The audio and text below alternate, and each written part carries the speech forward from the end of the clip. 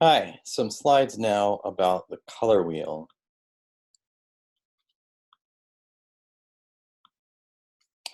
So, a lot of you might know this that Isaac Newton laid out the bands of color that make up the visible spectrum by using a prism. And it's important to note that he didn't discover the prism. Prisms actually came from ships.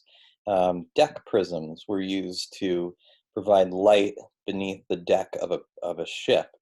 Um, He basically, though, scientifically mapped out and segmented the colors that come through a prism, the red, orange, yellow, green, blue, violet.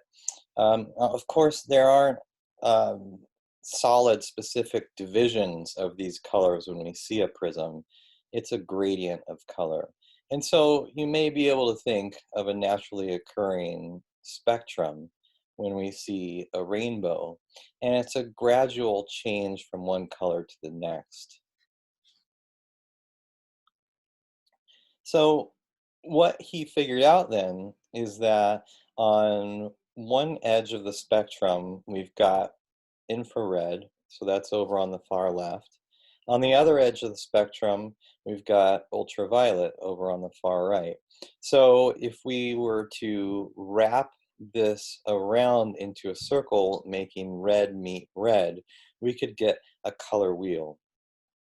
So this color wheel is actually a 20th century version, a little bit more divided up than what Newton did. Um, he found that both ends could be wrapped together, and we need to understand that color wheels are basically a construct for us to understand color. They aren't necessarily the way that color works in the real world. I mean, the color works as a spectrum. Light that we're able to see works as a spectrum, not as a circle.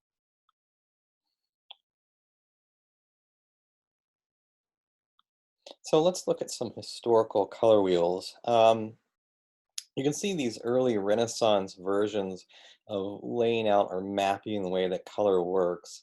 And there's some really interesting diagrams.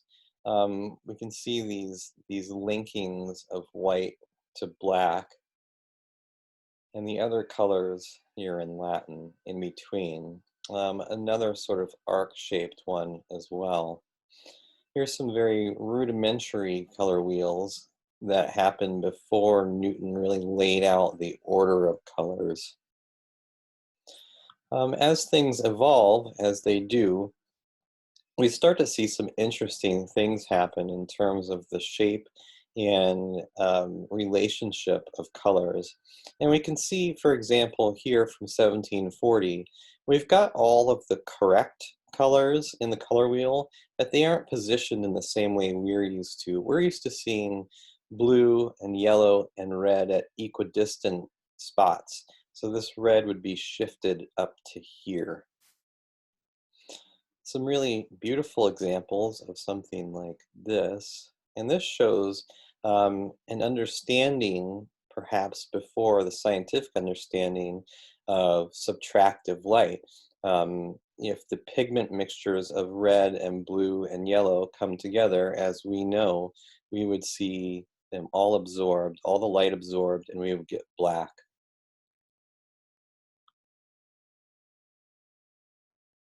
Hader, I've got squared because he's an interesting example. Just because in his book he calls red, yellow, and blue the primordial colors, which I thought was kind of cool. The problem with getting some of these historical texts is they're often printed in black and white. So the book of his that I have is printed in black and white, but it's a book about color, so it's kind of ridiculous. So here's his color solid, and you can see they're quite logically laid out. So like we've got yellow here, and where that overlaps red, we get orange, and that happening throughout this whole sort of glob. This slide I like for this diagram right here. I think that's particularly beautiful in the way that that's laid out. Interesting what's happening. The full saturation red here coming up, and the full saturation blue here, and then the full saturation yellow here. And we've got tints in the middle, and we've got shades down here. So where white has been added and where black has been added. Then over on the right, we have an interesting diagram by Rung. And what's interesting about this is how he expands upon this flat wheel into a three-dimensional solid.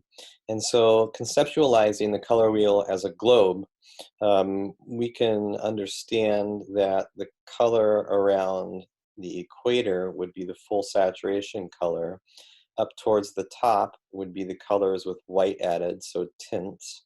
And in this bottom view, we see shades, so black being added.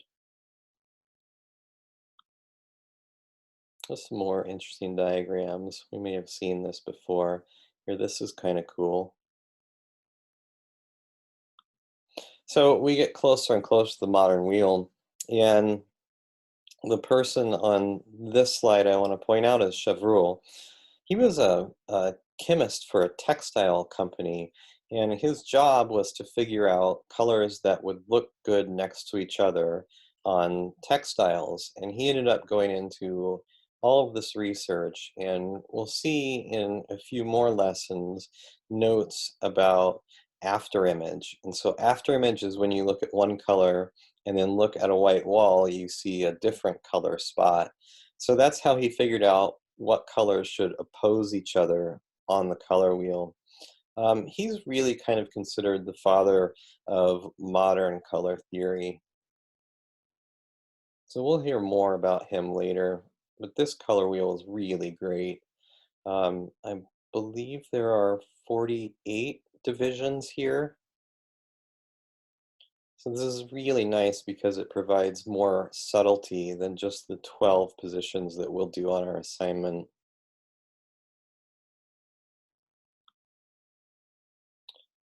Further. And then the next person we get to is quite interesting. Hölzel, who is the basis for Itten. And Itten is interesting because he gives a two-dimensional solid, which also implies that globe we saw from Rung, this color star.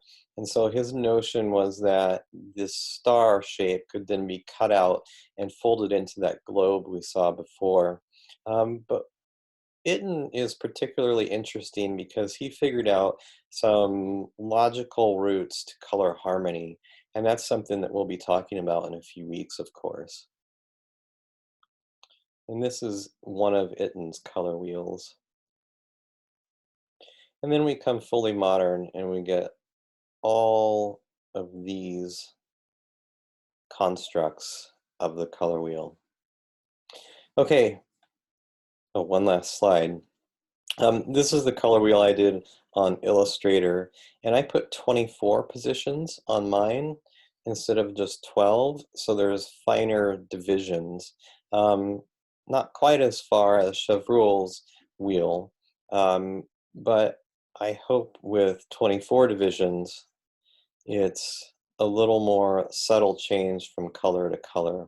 We'll just be doing 12 divisions on our color wheels, and I think we'll find that challenging enough. So next video, we will see the assignment demo.